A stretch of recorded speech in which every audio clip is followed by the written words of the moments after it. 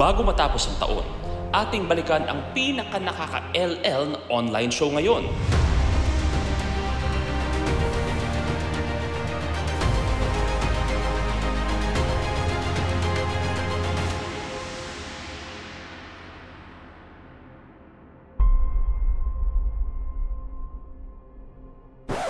Pinaka-nakaka-LL dahil legit sa laugh trip na hatid ng ating guests. Mag-audition ako sa'yo para maging isang K-pop star. Okay. Ayan, sabihin mo lang kung okay ba yung mga galaw ko, ha? Parang Pinoy boy band, di ba? Pero eto talagang K-pop ang laban ko. Smooth like butter, like an angel under... Asado ka sa comedian! Smooth like butter, like an angel under... I'm 41. Oh, okay ba sa'yo? Okay na, okay. Yan sa akin. Pero hindi ko alam sa... Sabi ko nga, isa sa mga napupuna palagi is, you know, your love life and your on-screen partnership. Mahirap ba for you to draw that line? Hirap talaga maging maganda. As in, sabi ko talaga, uy! Sabi ko talaga, guys, hindi tao lang din ako. Naiinis ako sa'yo! Nanggigigil ako sa'yo! Pasalamat ka na dyan, tatay mo!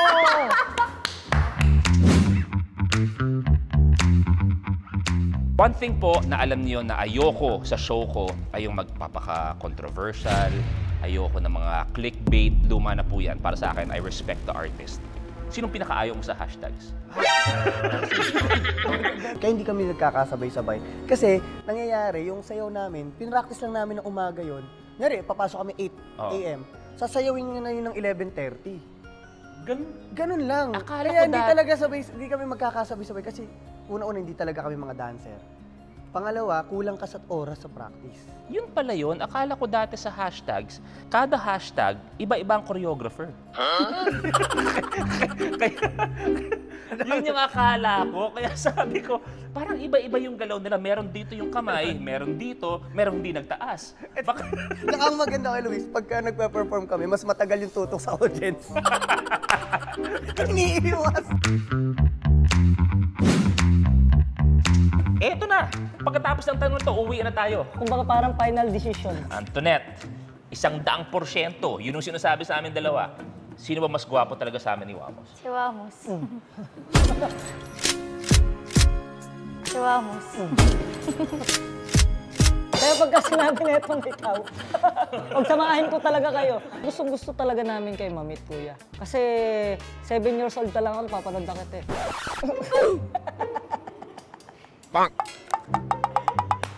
Antoinette, mabuting mauna ka na sa baba. Baka hindi mo gusto itong makita mo. Alagaan mo anak mo. 100% to. May mga chant kang ginagawa eh. Boom, para boom, boom, boom. Kung gagawa ka ng chant para sa akin, ano yung chant na gagawin mo? Chant ka para sa'yo, para pwede mo tong kantahin kay Peanut, Kuya Lo. Papa papalu. Papa papalu. Parang pampairi lang. Parang tumatay. Kasi para tumae si Peanut. Kapag ginaganon yung likod niya, ganun ba? Kasi kung nari siya mo ako. Papa papalu. Bukod sa kulitan, marami ring nakaka-LL na natutunan mula sa ating guests dahil sa mga binahagi nilang life lessons. Eto, on a personal note, anong advice mo sa akin bilang airpat? If there's one thing I learned, yung anak mo magtuturo sa'yo kung paano maging tatay. Totoo yun. You will learn from your experiences with your child as they grow up.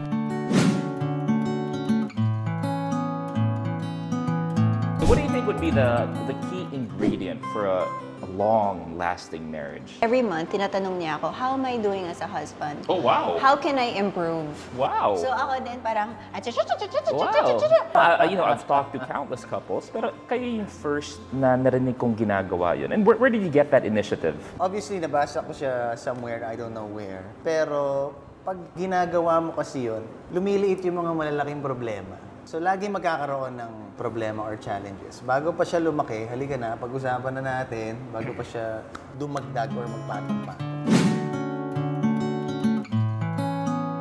It's not enough na nabibilhan mo ng regalo, nabibilhan mo ng magandang damit, nabibigyan mo ng sasakyan. It's not enough that you put money, food on the table.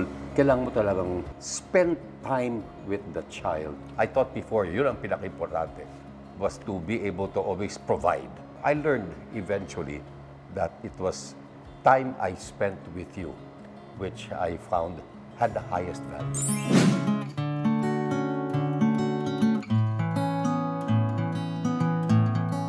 Love isn't enough when you're in a relationship. Okay.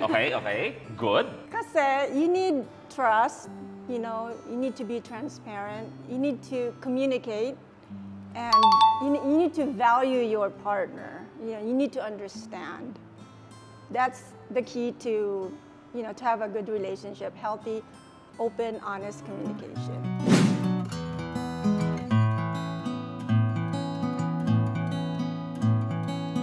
Kasama na rin dyan ang pinaka nakaka-LL na episode dahil lubos na luluha ka talaga sa kanilang mga revelasyon. Alam mo, nag-trending before, naalala ko, talking about your family, is parang may binanggit ka na ngayon magkaka-aircon na kami. Basta parang gano'n. Lock-in kami, na-aircon ako. Naiiyak ako sa gabi, kuya. Kasi syempre naka-aircon ako tapos sila hindi.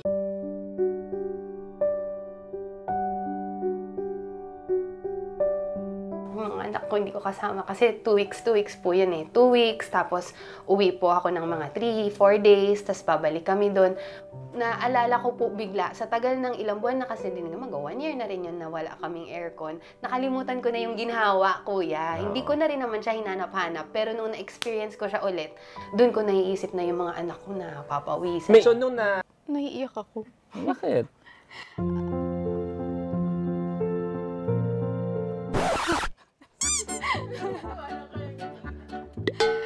Ano ba? More of, am I doing enough? Yun.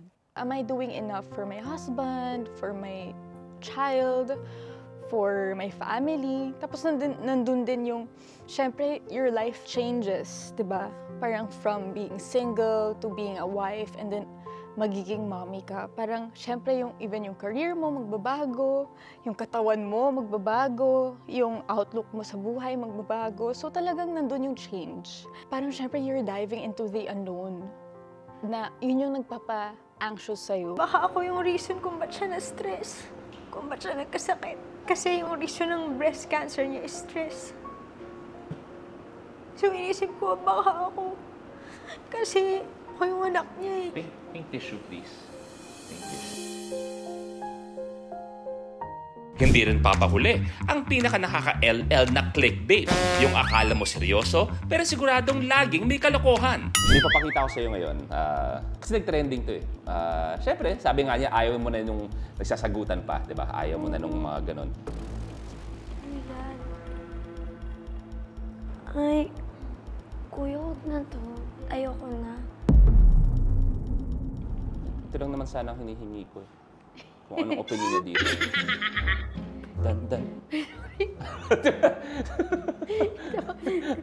Huwag yun na lang po i-play. Ganun ba kapangit na hindi mo kayang panoorin, mag-acting ka? Sabi mo nga bata palang artista ka na, hindi mo kayang tingnan sarili ko. Naka-face up. Sorry. Baka kasi mag-trending nga ulit. Dan. Paano? Dan. Di ba, may picture ako dito ni Lee. Anong gusto mong sabihin na lang kay... Ayoko mag-on the spot pero anong gusto mong sabihin kay... Ano sa usapan natin yun? Ano sa usapan natin? Cut muna. Mga folks! Oh, sorry, cut muna. Malayo mo na. Dito ka lang naman. Malayo. Hindi ako natutuwa sa'yo. Interview lang yun, boss. Kaya sabi ko sa'yo, interview din naman tayo. Hindi, kaya nga ako nandito kasi nababad trip ako sa'yo. Hindi maganda yung ginawa mo eh. Nabad trip ako dun. Sorry. Interview nga lang yun. Bro, huwag mo akong mumurahin mo rin. Ano bang gusto mo? Ano bang gusto mo? Hindi, patayin mo muna yung camera. Hindi, ngayon na. Ano bang gusto mo? Ano bang gusto mo? Gusto ko sa mga. Okay na. At abangan ngayong 2024.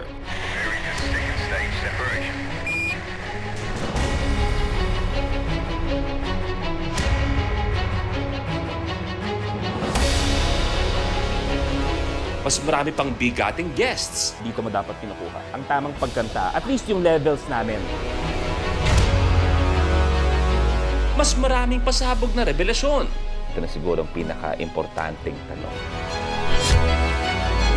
Ang hihiling ko lang ay mga totoong mga sagot at ayoko ikaw na mag-lie.